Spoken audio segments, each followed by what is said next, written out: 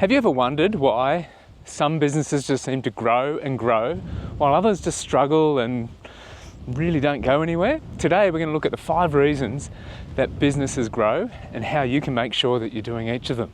So the first one is social media. Now you're here, so obviously you know what social media is, but you've got to figure out what platforms are going to work for you and your business. It could be that you need to focus on LinkedIn because most of your customers are business related, or maybe Facebook's the best place for you. TikTok could be a really good source for your ideal customer. It also depends how you like putting content together. Instagram could be great for more pictures. TikTok's great for really short form video. YouTube, if you've got longer how-to stuff, that might be the best place for you. But the most important thing about social media, after you've chosen the platform, is showing your passion, showing your skills. So make sure that you're being authentic, it's true to yourself, so that when people see you, they understand who you are, what you like, and whether they'd want to hear more from you. Another thing you need to do with social media is make sure you've got a good content strategy. So again, choose the formats that work for you. It could be video, it could be you're really good at infographics. You might be able to explain things in a bar charts or tables really well. Record the screen and then talk to the screen so it's not you face the camera all the time like I'm doing. The other important thing about content is understand the different platforms and what they offer. So make sure you're using Reels, make sure you're using Stories, maybe it's YouTube Shorts. Take advantage of what is there and learn to use each of them. Once you've had a play with each of them, you might decide to cut some of them because they're too time consuming for the return that you're getting. But start somewhere, that's the hardest bit. Just get started. The next part of social media is engagement. When people comment, reply. When people have a question, answer it. Some people aren't going to agree with you, and that's fine. Not everyone needs to agree with you. Embrace it and comment and engage with your audience. You'll get so much more out of what you're doing. So get in there and engage. So the fourth one with social media is advertising. So if you've got some successful ad content that's worked for you, and what worked is really up to measurement, which we'll get to in a minute. But if you've got some videos or some infographics or a post that really work for you, boost it, post it again, make an advert version that has a really clear call to action and do it again. And this time put some money behind it, see where it goes. You could be measuring reach, you could be measuring engagement, it could be measuring actual sales or leads or inquiry. So make sure you're measuring something with your ads and get in there and use some advertising on social media. It could be just what you need. Inside social media, you have to get your analytics right. You need to be looking at what's working, what's not. Don't decide off just 1 or 2 videos. Make sure you've got 10 or 15 videos. Ideally 10 or 15 for each topic that you're looking at producing. If you've got 10 videos for a topic and you can see none of them got any views, then maybe that's not the right topic, or the format's not right, or the platform that you're using isn't right. So figure out where it is and spend some time. We'll probably do more videos just on analytics. The next hack is customer experience. So you need to understand what is the experience that your customer is going to have when they work with you. So one of the best ways to do this that I've seen is to document your customer journey. So your customer journey might look like they see an ad, and then the next step is they click on a link. Then they read about the product. They might fill out an inquiry form. They engage with a sales agent. Then they receive a contract or a quote. Then they agree to the sale. And all the way through, each one of these is another step in the customer journey. Now, when you've got that really clearly marked out, look at what happens in each of them and consider whether the customer experience is adding to the likelihood of their buying, or whether it's detracting. So you need to score somehow what each stage is, and then what you can do about it. So when you know that, let's say we're looking at e-commerce, and they come to the website and the images are hard to see, or they don't zoom in very much. Is the customer happy or sad about this?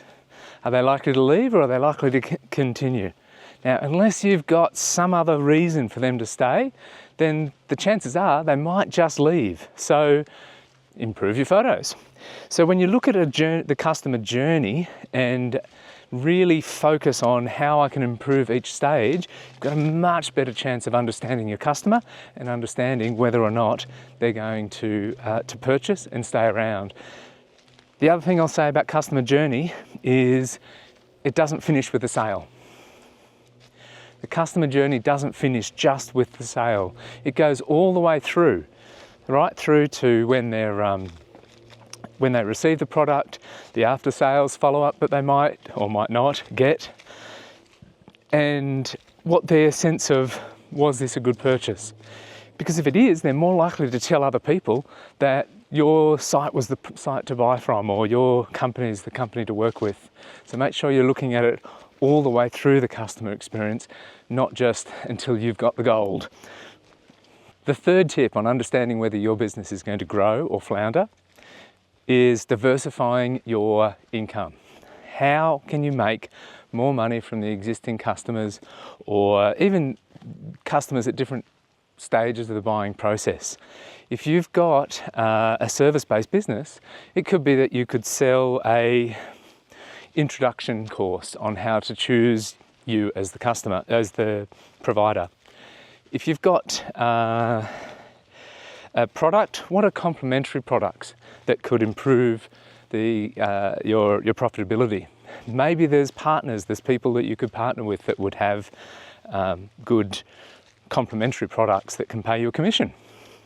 So diversify your income stream. If you've just got a single product in a single industry, it's really hard to grow that business, because every sale has to be hard fought and won, and you've got no recurring income or follow-up sales from that, or very little. So focus on diversifying your product range, diversifying your service range, or do both. And that's what growing companies do every time. Okay, tip number four. Tip number four, definitely number four. Data analytics. If you don't know the data around your business, then you're flying blind. It's like, I know you've got to look forward when you're driving, but if you don't spend a little bit of time in the rearview mirror, you don't know what's coming up behind you that could have made you more successful in the future.